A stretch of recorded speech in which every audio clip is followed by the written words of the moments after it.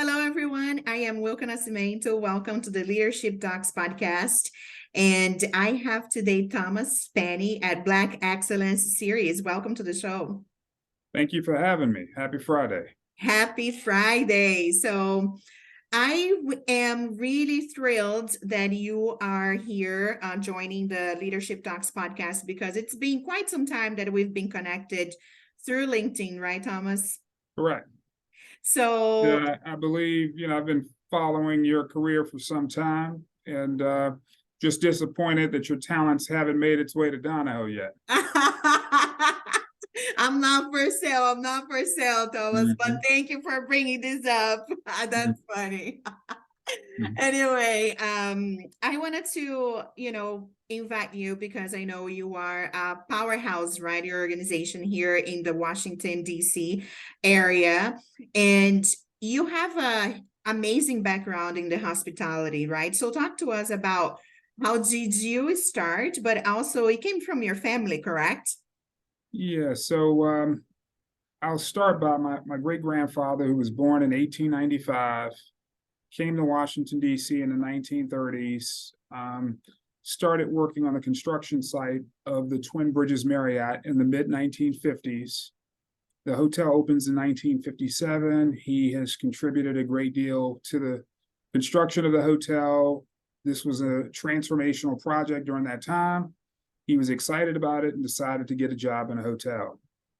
Wow. And he went on to work in the hotel for a number of years. And what I appreciated about my great-grandfather was, notwithstanding some of the unique challenges that he experienced in his life, being from North Carolina, again, born in 1895, he was one of the happiest men I've ever met. He was one of the most optimistic men that I ever met. And his famous words were, "You live in this country, own a piece of it." I love that. And so, needless to say, I've been trying to live up to that. Wow, amazing. And when did you start, besides living in being born, right, with this huge background? What was the first job in the hospitality that you had? So my career mirrors many of those in the industry, and our industry is an industry of hope. It's a low floor, high ceiling business. And I started as a dishwasher, actually making $4.25 roughly 30 years ago. And, enjoyed that job at a time when I didn't have any real bills. It was free money. And I graduated high school, continued to work in that hotel. But my personal experience in the business was greatly influenced by the passing of my only brother, who was 2 years my senior, on a night where we were out celebrating my 18th birthday. And I had to work at the hotel the next morning. So I told him, look, I can't stay out late. So I actually left the event at around midnight, got home around 12:30. And at 1 o'clock in the morning, there was a knock at the door. My parents and I run to the door. There were two state police officers coming to tell us that he had just been killed in a car accident. And here was someone who lived we shared the same bedroom all our years, went to schools together because we were 2 years apart, and had this long, this lofty plans around what we were going to do together. And all of a sudden he's gone. And a few days after we got the news, my father said, "Son, I need you to deliver remarks at your brother's funeral because I don't want to pay a pastor to tell lies about him." So at 18 years old, here I found myself walking to the front of a funeral home to basically offer remarks at the passing of my only sibling.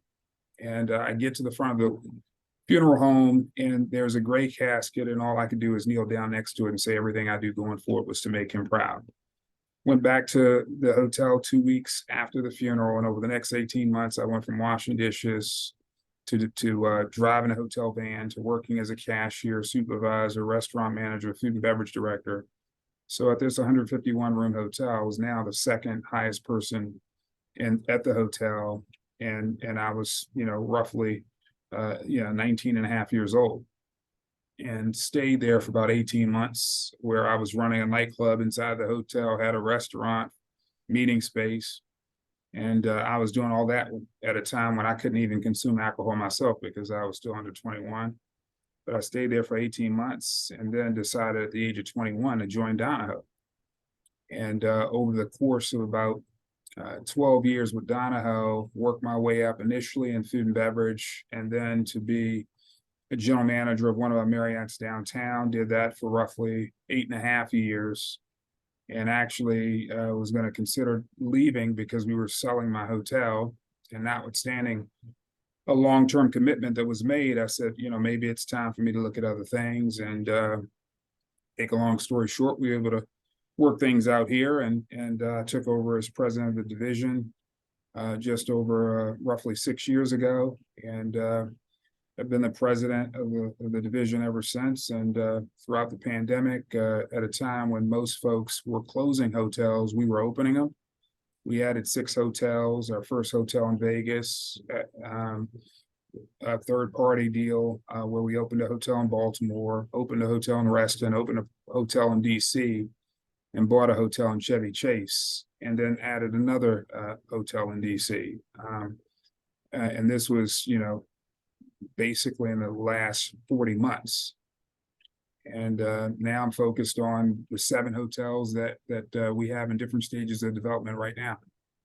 Wow, lots going on, Thomas. And what a story, what a humble beginning. And I remember, honestly, in the middle of when the pandemic started, I think we had a chat over LinkedIn, and I said, oh, I also started from the bottom, and I was, I think it was a photo that I shared that I was mopping the lobby, and you made a comment to it. You said that there is no other way to start but not being humble.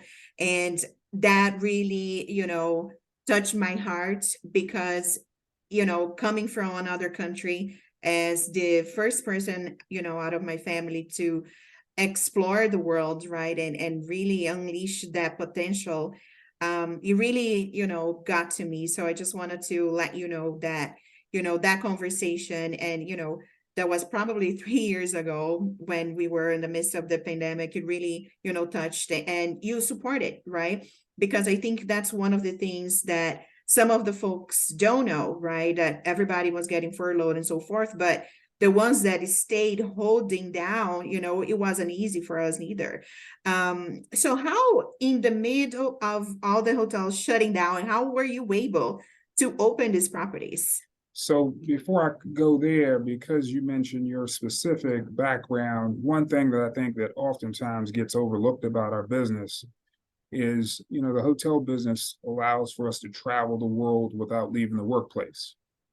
And when I first joined Donahue at the age of 21 years old, I had employees that were supposed to work for me, but I was working for them. Specifically, employees from Ethiopia and employees from El Salvador. They said, Thomas, we're going to teach you a word of our language a day. And they taught me their language. They taught me the business because although I was in charge, they had many more years in the business than I had. And, several of those folks are still in the organization to this day. And I just remember 6 years ago when the announcement came out that I was president of the company, going back to that hotel, and they had tears running down their face because they were proud of, of having been a part of the story and a part of my journey. And so, I just think it's important as we talk about the business that we talk about the tremendous asset of people from all over the world being in it, and all that they have to give to us to enrich our lives just by by sharing their family experience. Absolutely. And Thomas, since you're touching to this, one of my favorite subjects too, which is culture in the hospitality, right? We have folks from every background. I remember in New York City, I shared an office as a director of sales with the housekeeping manager. We had like this, it was like a hotel in Queens in Long Island City. So we had Manhattan view, and I couldn't understand why our offices, had this amazing view. If, I'm thinking about we could have had a suite in this office and so forth, but to this point, like this lady, she was from China. So she tried to teach me a few words too. And, I'm more of like the romance language type of girl. But Thomas, I wanted to ask, how do you feel being a Black man in the hospitality industry as a president, where you hold this status for over 6 years now? So I'm gonna combine that question with your previous question which I didn't answer, but I'm gonna answer both of them at the same time. And what I want to say is that being an African American, having started as a dishwasher, having had a great grandfather who worked in a hotel, having had a mother and a grandmother who were room attendants in hotels. I believe that every day it's my responsibility to work harder than anybody else, to sacrifice more than anybody else. And so at the height of the pandemic, when most folks were working remote, I was coming into a dark office because my attitude was if I expected room attendants to go to work in an uncontrolled environment, then clearly I can come to work in an office environment. And I just believed that it was a point of principle. I was no more privileged than they were. My life was no more valuable than theirs. And so I wanted to affirm that we're all in it together by me obviously coming to work, but also visiting hotels at the height of the pandemic. But I also believe that because I was not born in the C-suite, I was born in the dish room, that there's a unique fortitude that breeds. And the pandemic was one of the darkest times in the history of our business. But in those dark times, fortitude, tenacity, faith, courage, these are attributes that are really, really important. And as the saying goes, adversity does not build character, it reveals it. And I just drew upon the strength of my great grandfather and my mother and my grandmother. And I know that although my great grandfather and my grandmother are no longer here, I know that they look down and say, that their great grandson and their grandson being a president of a hotel division is a point of pride. And so that gives me an extra level of energy to fight forward, even when times appear to be weary. Wow. Oh my gosh. And I would just add, clearly George Floyd happened. We're dealing with current event that really speaks to some of the challenges in our country. And, I am actually hopeful based on the people that I meet in our business. And those people are from all over the world. I think that because we spend a lot of time together within hotels, we cultivate relationships that we would not get otherwise. And so, folks become family. And as a result of becoming family, you begin to want for the next person what you want for yourself. And so I think that the universe should be in the hotel business. And if so, they would be more kind, they would be more respectful, they would be more understanding, they would be more compassionate. These are all things that the world needs right now. Absolutely. Oh my gosh. Like I'm getting emotional here with your story because also, my family, I was, raised in Brazil, born and raised, and my grandmother, also she invested in me, right? Because I said, Grandma, I wanted to learn English, right? And in a country where to learn and go to a private school, it was pretty expensive to learn another language. But I also understand that she's up there somewhere and I'm making her proud, right? Because that strength that you can be anything and be compassionate and empathetic with what other people are going through, and really showing up for yourself and for your team, right? Because I think that's the goal of our business, right? It's a people. We are hosting people in our hotels, in our homes. We are hosting our clients, and definitely colleagues, they become family because you spend a whole lot of time with them, more than with your own family at times. But needless to say, I wanted to also ask you, Thomas, what are the plans for yourself and how you are developing, the company, the organization, and giving these opportunities for the youngest, folks, generation in the hospitality industry? So, building on the Donahue legacy of excellence in business and also excellence in the community, I'm trying to clearly raise up the next generation of leaders to be able to be high functioning in the business, to have a great degree of innovation in terms of really redefining what the business will be in the future. But I'm also instilling in the next generation the importance of helping those coming behind them, because as much as I've learned a lot being in the hotel business, I've also learned a lot being on boards, having a chance to do good with other professionals that are not in the hotel business. And you learn leadership, you learn organization, and you just understand how other executives think by being on the board with them.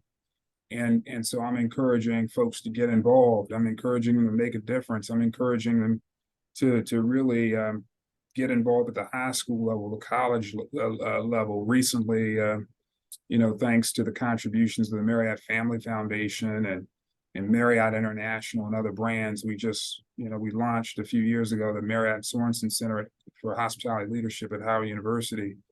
And we have our first cohort of students that are in the program. And just last week, I was out in LA for Alice, and there were basically 4 students there kind of experiencing Alice. And the first night, there was a Night of Stars event hosted by the American Hotel and Lodging Association. And Howard University had a table of which these 4 students sat at, along with President Frederick and others.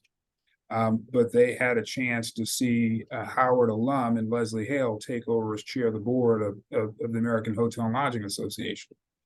And so, it's important that, representation matters. And here we had 2 African-American young women and 2 African-American young men looking up at the podium, seeing an African-American female take over as chair of the board. For basically the second time an African-American female has chaired the board. The third time an African-American has chaired the board. There have been 2 African-American female chairs and 1 African-American male chair. And so it was a point of pride just to be able to see these young people with a sense of hope that they could too, because Leslie Hill took over as chair of the board. That's fantastic. Very, very, very inspiring. So in the hotel level, and now, since you've been president, what would you say, Thomas, that is your leadership style? It is collaborative. At times I can be intense because I recognize that the people that grow, people that come from where I came from. I was born in Washington, D.C., spent a great deal of my formative years in Sea Pleasant, and then on to Temple Hills. But people that come from the communities of which I come from don't get opportunities. And so I can be intense in the sense that I understand they're hard to come by, and when you get them, you take advantage of them. And so I want to see all of our folks in our hotels take advantage of the opportunities that have been afforded to me. And so, again, I can be a bit inflexible at times, but I'm collaborative. A lot of folks say that I'm inspiring because I share my personal stories. I share my faults with the hopes that others don't make them. There's a quote that says, each generation has a responsibility to document its times, because while future generations will make mistakes, the hope is that they make them on a higher level. And so I don't want the folks in our hotels to make the same mistakes that I made. I want them to make them at a higher level. So again, I'm supportive of our team. I try to inspire them by sharing what experiences that I've had positive, and then I try to deter them from making the same mistakes that I've made. Wow, collaborative and intense. Okay. Actually, it is a grand challenge, I think, for some at a times, being from minority in the hotel business. I have launched actually the podcast because I wanted to speak with people, like yourself, with women, right? Because being in the industry here for some time, I know that there is quite a few leaders in the sales side of it, but not on the executive level so much. What do you think is going to be in the future, for women in the hospitality? And I know your organization have quite a few female leaders as well, and huge shout outs to them. I know them a few of them in person, but I wanted to hear your words. So the future leaders of our business will be more diverse. It will be heavily women. Coming out of this pandemic, there are skills that come more natural to women leaders because they're mothers that us men, we have to really work hard to learn. Coming out of this pandemic, where you need to be compassionate, you also need to be intuitive, you need to be able to be at times motherly, right? People need to be able to come to you and share their problems. And the women executives that we have in our organization have made me a better leader by just at times when I'm too intense saying, "Hey, Thomas, look, we're going to lose this person if we don't use another tool in the leadership toolbox." And so I think the future will be we'll see a large percentage of organizations run by women. I think they'll represent the majority in short order. And clearly they will be more diverse. I'm proud that 60% of the leaders in our business are female, and there's no intentionality in that outside of we hired the best talent, and they were the best talent. Some of our most profitable hotels are run by women. This is a business imperative for us, in that we're better because of the talents that they bring to work every day. And so, I'm pulling for organizations to increase the number of women at the highest levels. I got a daughter. I'm a girl dad, and my daughter is 27 years old. And I learned something from her 15 years ago. I was talking to her about some various hotel companies, trying to get her interested in the business. And so she said, "Dad, but when I look at the executive pages of these companies, I don't see myself. And so why should I spend time learning about these companies when I don't see any women, and I don't see any women of color?" And so, she taught me something. And so I think that the future of our business will be better than we have been as it relates to, again, women in positions of executive positions. Wow, excellent. Well, I am so glad, your daughter taught you that, because also, when you hear, I think from folks that are closer to you, right, you pay a little bit more attention. And, kudos to you that, 60% of your leaders are females. I had no idea. So, I hope you continue to grow on that segment. And just for us to finish, what would you say as a suggestion for the young folks that want to join the hospitality industry, if they are, African Americans, Latinos, Hispanics, you name it, right? Minority. Sometimes we don't have that motivation that, kicks us to move forward. What would be your suggestions? So what I would say is lean forward. Many of those that you just described, they've experienced some challenges already in their lives that have them in a position to be battle tested. And so because they're battle tested, they have attributes that most people don't have, right? So as you transition into our business, understand that you deserve to be here and you have something to contribute to it.